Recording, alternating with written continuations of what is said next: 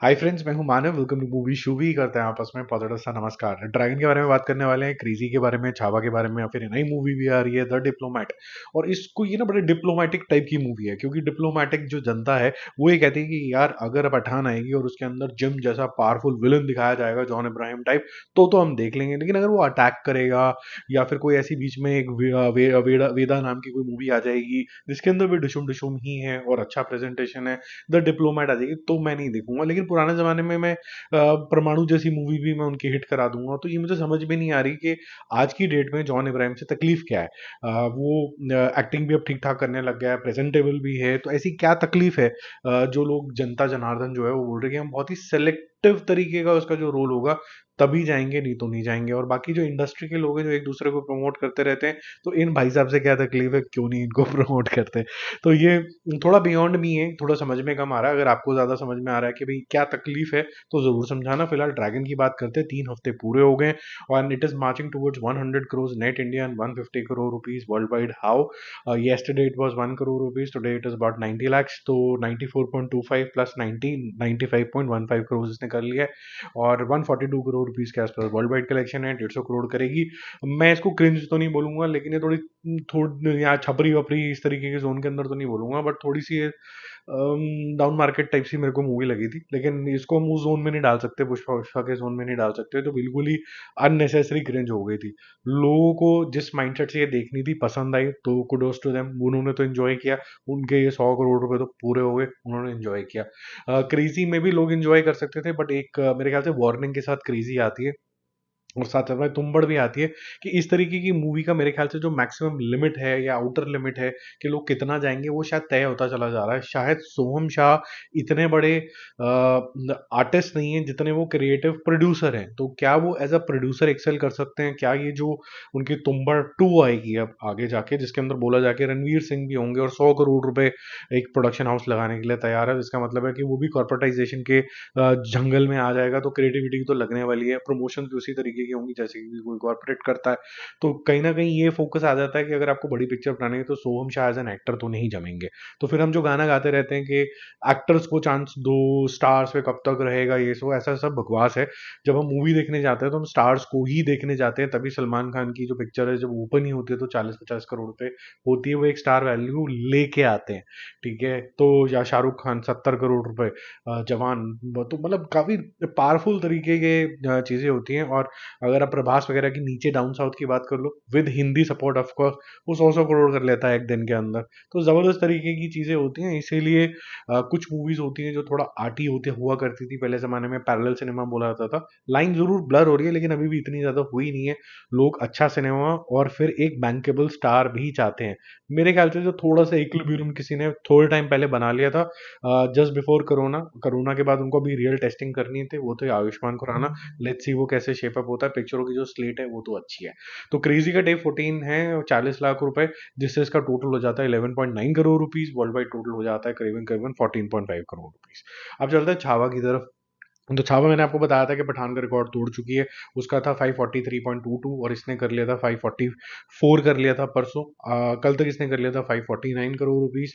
5 करोड़ रुपए ऐड करे थे और आज भी 5 करोड़ रुपए ऐड करके 554 करोड़ रुपीस पर जाती है, which is equal to animals record. तो 554 करोड़ रुपीस इसने कर लिया। एनिमल का थैंक यू वेरी मच हो गया, वेरी गुड। ये जितने भी रिकॉर्ड्स आते हैं ना, records are meant to be broken.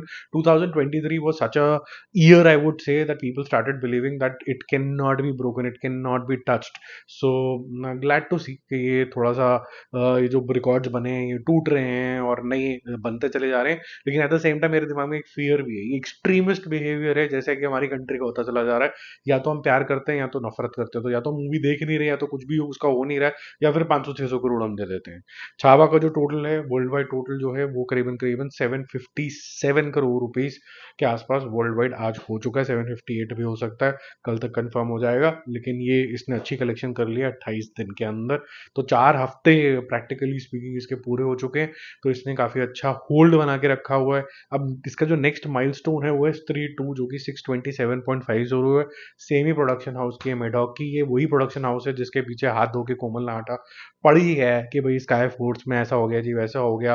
मतलब अपने अंदर गिरेबान में नहीं झांकते झांकते हैं। जब आपको बुलाया जाता है, फिर समोसे भी खिलाए जाते हैं, फिर उसके बाद आपको पैसे भी दिए जाते हैं, रिव्यूज के लिए भी आपको कुछ ना कुछ ऑब्लिगेशंस दिए जाते हैं, बियॉन्ड सैलरीज भी आपको बहुत कुछ मिलता है, तब रोना नहीं होता है।